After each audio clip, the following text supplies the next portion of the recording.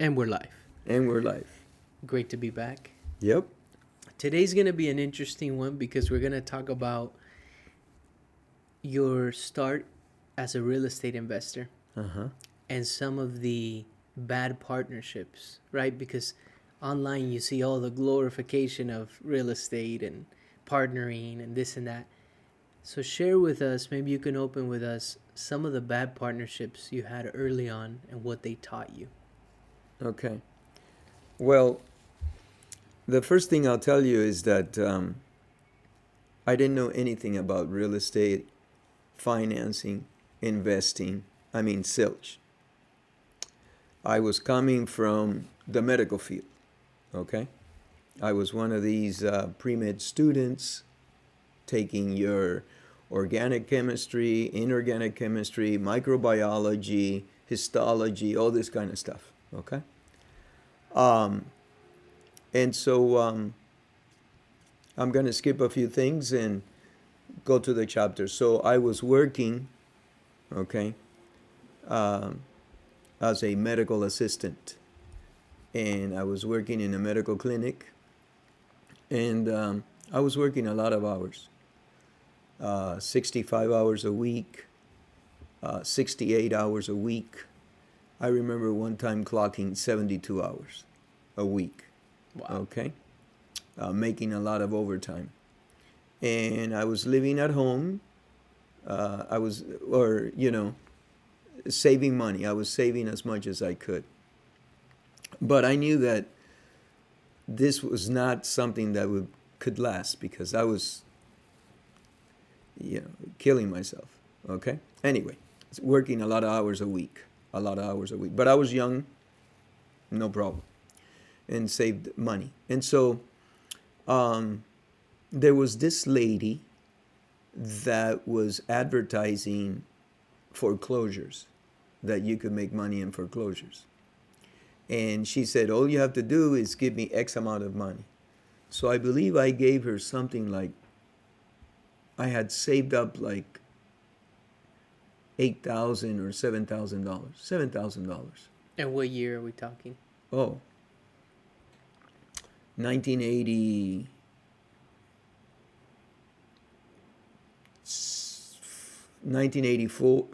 1985.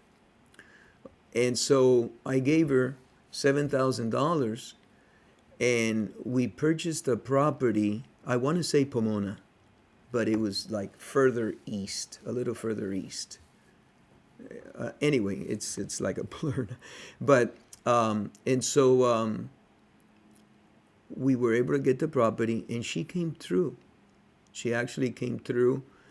And in a short period of time, I made what would take me like 3.5 months of work, working 68 hours a week, 69 hours a week. And so that, I was shocked.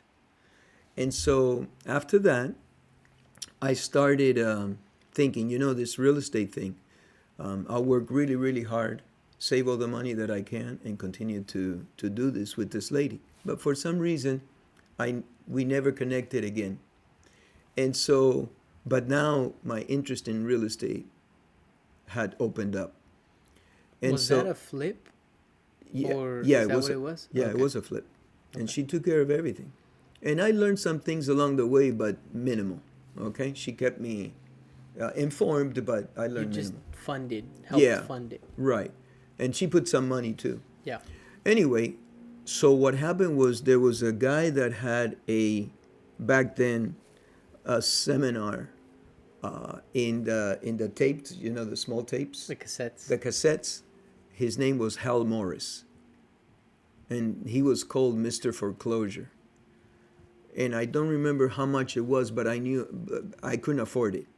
Okay, it was expensive. It was like a booklet that closed, and it had like 2, 4, 6, 8 tapes, and then 3 other books, and it was a complete seminar. And I think he was selling it for $600 or something like that. And I knew that I was saving every penny. So a buddy of mine had bought it, and I said, "Hey, can I borrow it if you're not using it?"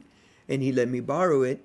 And so at nights in the clinic, when everybody was kicking back and stuff like that, I was reading it and listening to the tapes. And then I learned a lot of stuff there, a lot of stuff. And so that led me to go to a couple of meetings and led me to see some seminars that were up that were free in the LA area. And so I started dibbling, you know. And then I met this gentleman that knew a lot of real estate, young guy like me. And he was a manager, a night manager of one of the big supermarkets. So he knew a lot, a lot. And we decided to align, you know, to do things together. And he said, look, if you get some financing, we can get things going. And I was saving money to buy a house because I just gotten married. I just gotten married. And so, but the story is that I went to my father-in-law and I said, look, if you lend me $30,000, I will pay you your $30,000, and I think I promised him another 20,000. And he did. He had a retirement fund, and he says, okay, here it is. And he gave me the 30,000. He trusted me. And with those 30,000, this gentleman and I, the HG, his first name started with an H, the last name with a G. Mr. HG and I went into business together, and we bought foreclosures and BAs, veterans from the Veterans Administration. And back then, those loans were assumable at a very favorable rate. And so we picked up like 5 or 6 properties. 6 properties. One of them was 2 units in Highland, one of them in Chino Hills, another one in Fontana, like that, all over the place, but eastward, kind of. Anyway, and so we picked up 6 or 7 properties. And so things were going fine until one day I get a letter from one of the banks, and I opened the letter, and in the beginning of the letter it said, we want to help you keep your home. And I looked at it, and I said, this is silly. And I crumpled it up, and I threw it in the trash can, you know? But something inside of me said, you know what, you better go check that. And I remember it was a Friday evening. So that evening I went to the trash can, I picked up the crumpled letter, and I opened it, and I read it through, and it had a loan number. And so I said, well, let me check. And I pulled my stubs, and the loan number on the letter matched the loan number for the mortgage that we were paying. And I thought, oh, you know, now I'm worried, and it's Friday night. So I spent Saturday and Sunday not good. Okay, not good at all. Very little sleep. And first thing Monday morning, I called, and they said, yeah, Mr. Pomes, you're 6 months behind. And I said, 6 months behind? How's that possible? Don't you start foreclosure proceedings? And they said, yeah, but you've been calling and saying that you're going to pay and pay. You've been extending it, and we've been allowing you to extend it. And I said, no, I never called. Anyway, I immediately went to my other files, and I called the other lenders, and I was behind on every property. Bunch of months on all of them. A lot of money. And then I went to my HG friend and said, hey, what's going on? Look at this. And he admitted to it. And what was happening is he was having a difficult time in his marriage, and he was, buying things for his wife. He bought her a diamond ring, took her to Hawaii, and I was seeing this thing, and I was thinking, wow, he's, doing a lot of stuff. And but never for a second did I ever think of checking. I was, you can say, very, very naive. Okay. So he was handling all the rents that were coming in, but he wasn't paying the mortgages. No. Basically, he was. I was seeing the deposits, but that was about it. And I was just working. I trusted him.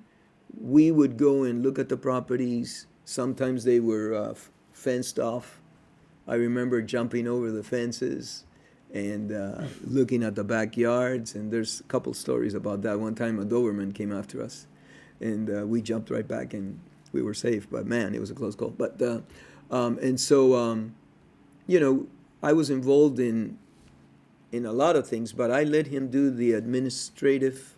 I trusted him, and so yeah, man.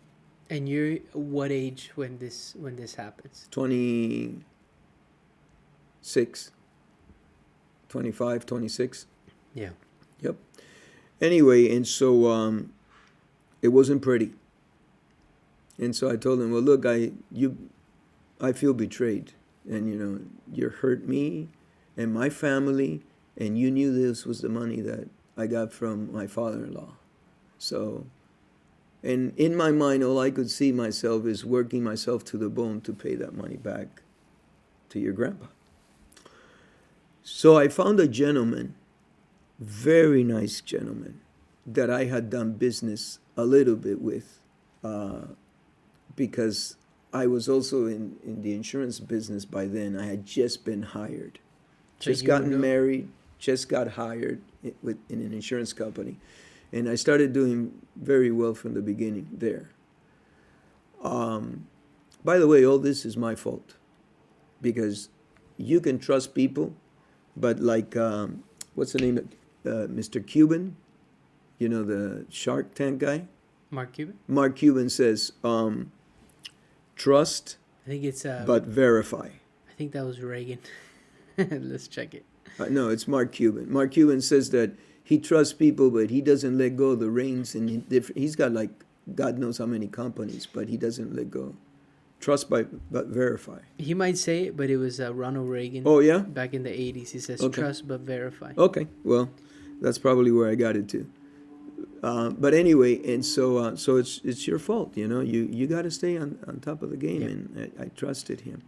So anyway, I found this broker, real estate broker, and I showed him the portfolio of properties that I had. And we have bought properly. We have bought correctly. We had done a good deal in buying, so they had equity. It's the only thing that saved me. And he knew me, and he knew I was a good guy, and I was in this bind. And he says, "Okay, I'll tell you what, Pablo, I'll buy all of them. I'm not gonna give you much for them because I need to make money on it, but I'll give you enough to cover your 30,000 for your father-in-law." And there was a lot of equity, and so fortunately they were in my name. And so I got the partner out. We, there was one more thing. There was one that they weren't going to wait on me anymore. And they were going to foreclose. And then that would have messed up my credit, this and that. And so the only person that bailed me out was my mom. My mom had a little savings, and she gave me $3,500. Wow. See, now as I'm talking to you, she gave me $3,500 to bail out one or two of them, and bring it, not current, but bring it to a point where they would give me an opportunity because they saw that I was making a payment. Yeah. And then Gave you a little more time. Yeah, and in a nutshell, this gentleman broker, he was from Argentina, and he would tell me, "How did you get yourself in this mess? How would you? Come on, because he was kind of teaching me the ropes after I became an insurance agent, Anyway, he was a good man. I remember him with tremendous fondness, and so he helped me out. And we had another partner, and he was from our high school, and he wasn't very happy. And he wanted to, he's young, and I was young too, but he was very aggressive, and he didn't like that, and he wanted to beat up the other guy. And so here I am in the middle of all this. He wanted to go at his job site and beat him up after work, and I'm going, jeez, I don't want any part of it. Don't tell me I don't want to be, don't do it. And so it was a nerve-wracking time in my life. I remember trying to get some sleep and my heart pumping, And but push it forward. Um, this real estate broker came through, and I was able to get your grandpa, my father-in-law, his money, and I told him, look, I'm practically broke now. Everything that I had put into buying a little house for mom and I, and so I was practically, I had nothing in the bank, and so he said, tell you what, don't worry about it, and I said, okay, and so I remember that he needed tires for his truck. And so I went to mom and I said, look, let's go buy him new tires for the truck. And we fixed a little something with the engine. And so we bought him 4 new tires and a spare and fixed something with the engine. And he was happy, and he got his money back. And, he said, forget it, don't worry about it. He saw what we went through. It was, and so, I went from having a good experience initially with this lady, and then having a horrible experience. But that taught me many lessons. And I never trusted anybody blindly again, And I kept going in real estate and, in the business world, and, learning here and there. There were a couple other things that happened to me, again, for trusting people, but you learn from. It's like you say this all the time. The struggle makes the man, or the struggle makes the woman. We struggled through there, but we learned, and then we applied everything a little bit by little bit, and then we got involved with professionals, because there's a lot of people out there, that, don't keep their word, or they're not professional, and they're all out for the money no matter what. And so, and then I learned to read the people. I learned to read people. I could tell as I got more involved, I could tell who was coming with good intentions and who wasn't. Mm-hmm. And then as I learned the business, I could tell who was lying or misrepresenting and who wasn't. And so it led me, in another path. Yeah. But it was a rough beginning. Phew. Yeah. Early 20s, just married, your father-in-law's money. Oh, That's fortunately you were able to get out somewhat unscathed, but I'm sure it did a number on on you at the time, and stress and all that stuff. it was very stressful. Whew. Oh, yeah, very stressful. And you had no guidance really in terms of like people telling you, hey, maybe do things this way, or careful with this guy. You didn't have that because your parents didn't speak English, came from Cuba. You were the first one to try and get into real estate here, and nobody was guiding you. So you made mistakes. Oh, yeah, a lot of them. There's a couple other things I'm leaving out.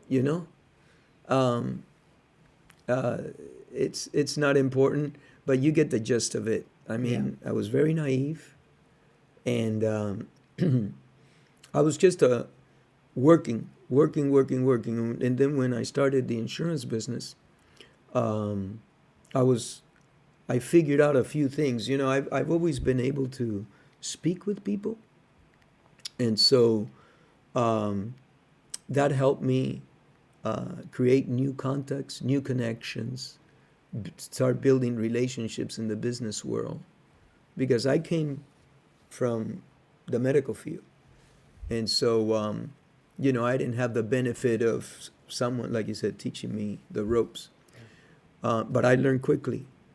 I learned very quickly, and that, I would say, that was a span of about 6 months of torture Phew. because, you know, like in most of them, I was like 6 months behind, but I didn't find out until I was 6 months behind. Right. Right.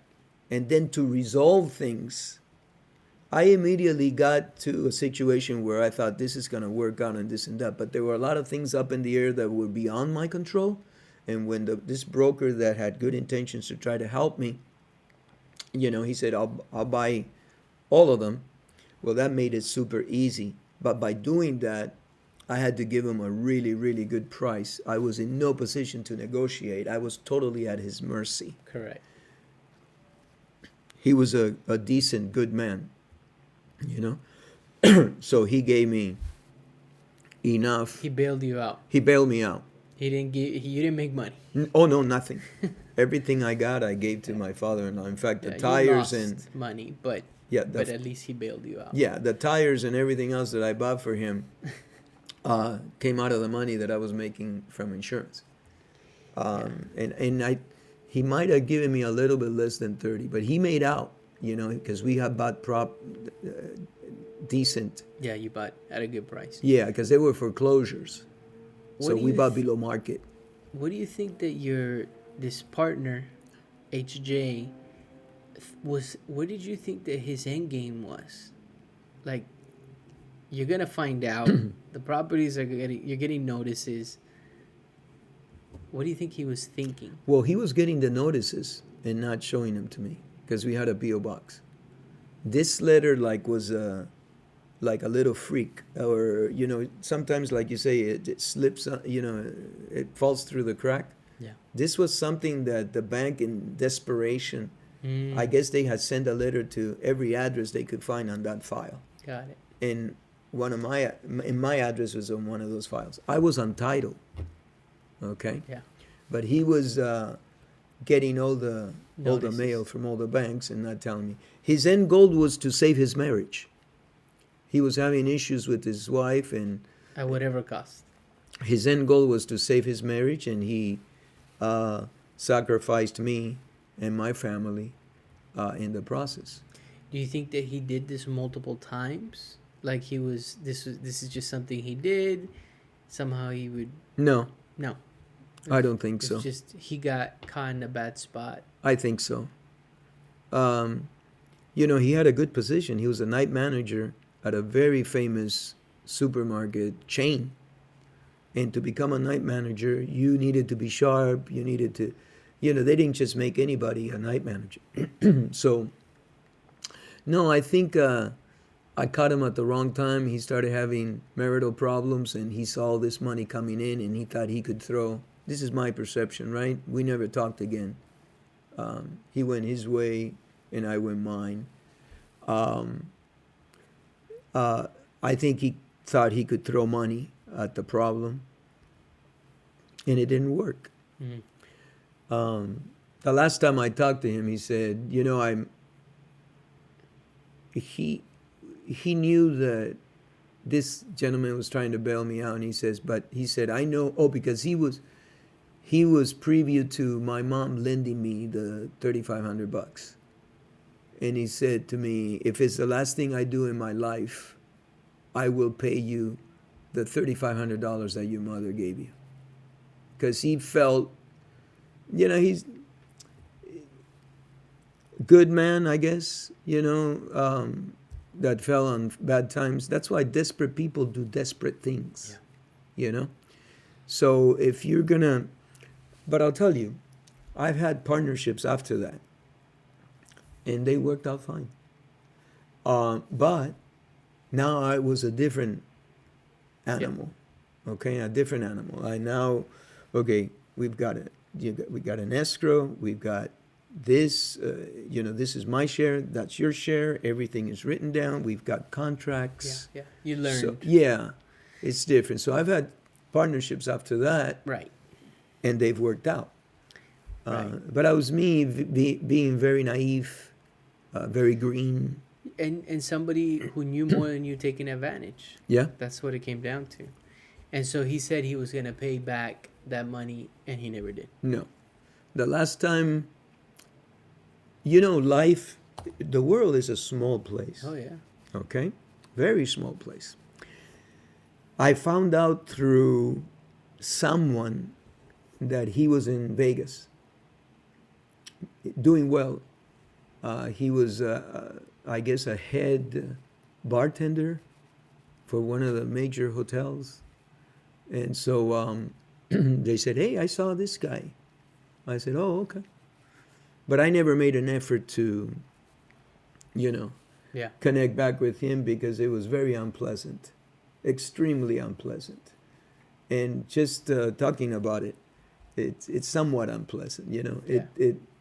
I remember just thinking about him for a while raised my blood pressure. It was not good. Yeah.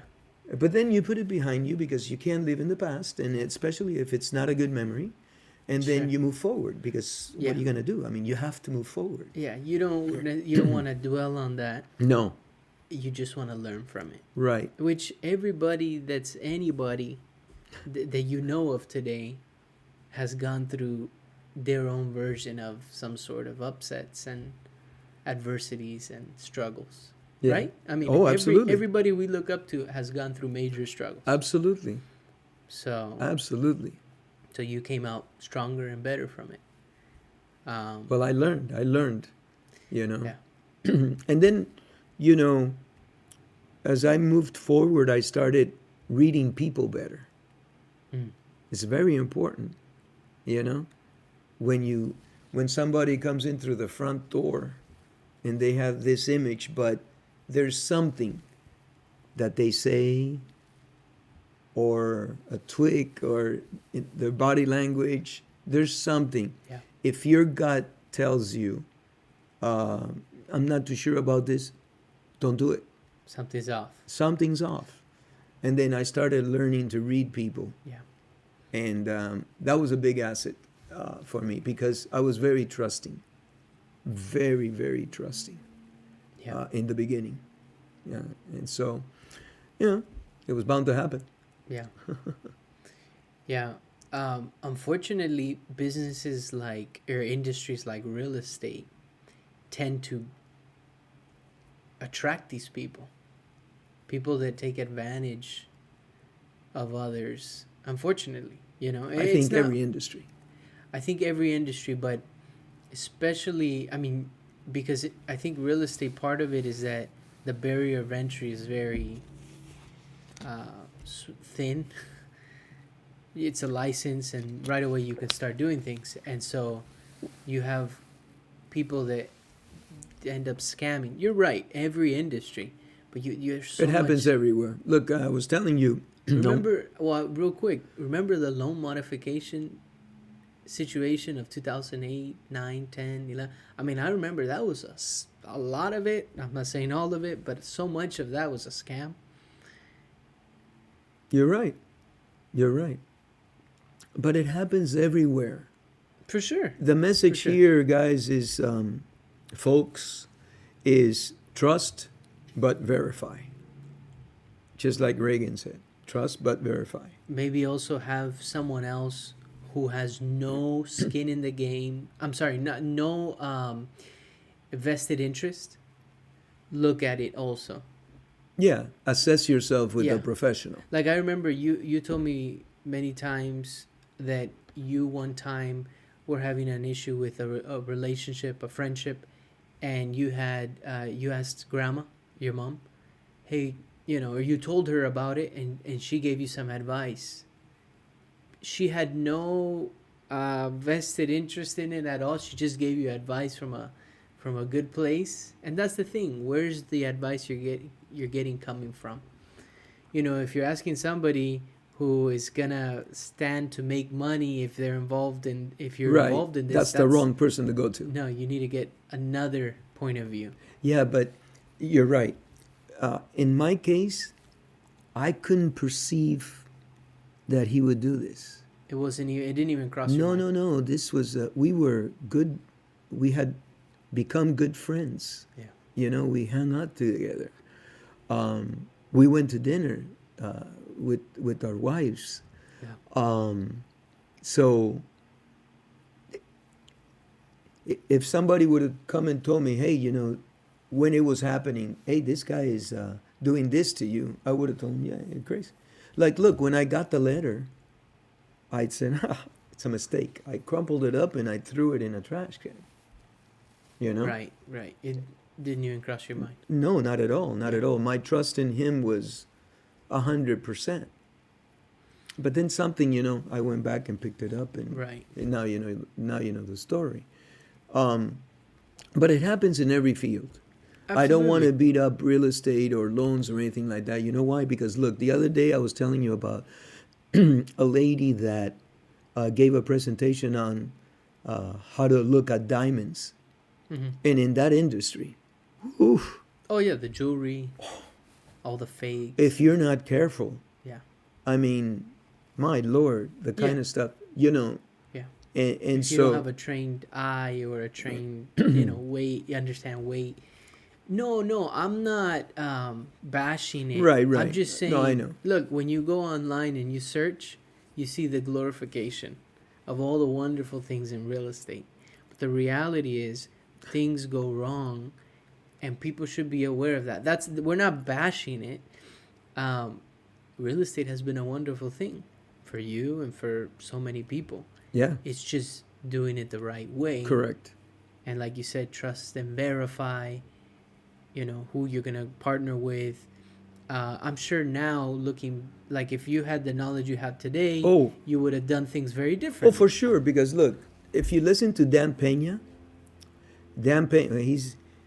he's got a foul mouth. Okay, so but putting that aside, he says, "Show me your friends, and I'll show you my future." Your future. Yeah. Okay, show me your friends, and I'll show you your future. Um, right on the money. I picked poor friends. Okay, because I started learning, um, from the tapes from Hal Morris, Mm-hmm. and I knew a lot, but I didn't know how exactly to implement them. Right. Okay, um, and then I was young, so I was hanging out with young people and this and that. And as I look back, some of them were not all that good. Yeah. Okay, it's not that they were bad people that were hurting people or anything like this, but they didn't have a level of ethics, you know and you learn the hard way. That's why I'm telling you, I learned to read people Right. as I went. Yeah. I would have Today I would have never gone into business with Mr. HG. Yeah. Never. Because there were other things that that didn't fall in line. Right. And so I would have made more, an effort. I would have looked for somebody else. Yeah. So you never had, and then we'll move on past it. But nothing ever made you question his character, or no one around you made you question his character. No. Okay. Because the other day, my wife was telling me about a story about Bernie Madoff. This is completely different, right? But Bernie Madoff, there was this lady that introduced, I believe it was her son or son-in-law, to Bernie Madoff and said, hey, you should invest with him. I'm with him, this and that. It was her family. And then one day they happened to randomly run into Bernie Madoff. And you guys verify this story, but this is the When idea. you say you guys, the viewers, The viewer. double check, okay, guys? The And ladies, please. they run into Bernie Madoff randomly at a restaurant or something, and it was the lady and her son-in-law, I think it was, or son. They have the interaction, say hello to him. He was eating, and then they move on. And then she told her son or son-in-law, that lady, she said, you know what? I know I told you put your money with him, but get your money. You should probably leave him. And she was asked why, and she says, I've ran into him several times, and he never looks at you in the eye. Oh, wow. Something's off with the guy. He was very approachable, friendly, whatever, apparently, but he never looked at you in the eye. So what the idea was behind that is that women have this instinct, this intuition more than men sometimes. Oh, Because that is something that I think I heard Jordan Peterson talk about it, that this is, I mean, because men are a more powerful force in terms of strength and more of a threat, they need to be able to assess a threat faster than, let's say, a man. well, let me give you a story, and we might end on that, but let me give you a story that humbles me to no end. And you're right. Women, we can't compete against them, guys. We're out of our league. They are by far more intelligent, more resilient. They are the smarter Oh, no doubt about it. species. Okay? But let me tell you this quick story. There was this property in La Puente, and I wanted to get into it. And this was with a real estate broker buddy of mine, and we were good buddies. Again, we went out to dinner together, this and that, building relationships, right? And so, your mother has been my business partner, not only because she owned her own business and everything, but she's been my wife and business partner all my life. So I come to mom and I said, hey, there's this house in La Puente. We're going to buy it. We're going to add 700 square feet to it. And then we're going to be able to sell it. And then we're going to make X amount of money, blah, blah, blah. And mom looked at the whole thing and she says, I don't like the deal. And I said, what's there not to like? But she couldn't pinpoint, but something, she says, I don't like this, or, and I said, but I like the deal. And she says, yeah, but I don't like it, blah, blah, blah. And I'll never forget this. And your mother has never allowed me to forget this. I said, well, you know what? I'm the man of the house here, so, Mom, I'm going to do it. Just you watch. It's going to come out okay. The minute we closed escrow, problems started happening. It was cursed. And if I heard I told you so, there was a point in time that your mother had mercy on me and stopped saying I told you so. And it took everything I had to get my money out. But by So then it was a bad deal. it just didn't work out. And you know what? Again, he started having marital problems. Oh. Okay? But by then, I was sharper. Okay? By then, I had stuff in writing. I had documents, escrow, title. I was in the driver's seat. And so, but it took every ounce of me to get I got my money out. It was a royal waste of time. And you lost money then. Yeah, but you didn't. I got my money back, but it lasted. It was painful. It was painful. It lasted, I think, 9 or 10 excruciating months. And your mom, Yeah, maybe she just her gut told her it wasn't good, even though on paper it, let's say to you, looked good. So needless to tell you, I don't do anything unless I get green light from. You learned your lesson there too. I learned my lesson. But from day one, the minute because we started having issues with the city, plans that we had didn't work out.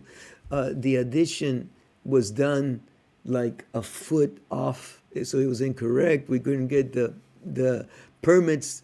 The inspector got pissed off at him because he was pissed off, and so oh my God, it was. She was right. And she, I told you so. I told you shouldn't have gotten into it. So the lesson of this podcast is listen to your wives. Listen to the women in your life, because they are by far smarter than you, hands down. That's funny. Well, thank you for sharing.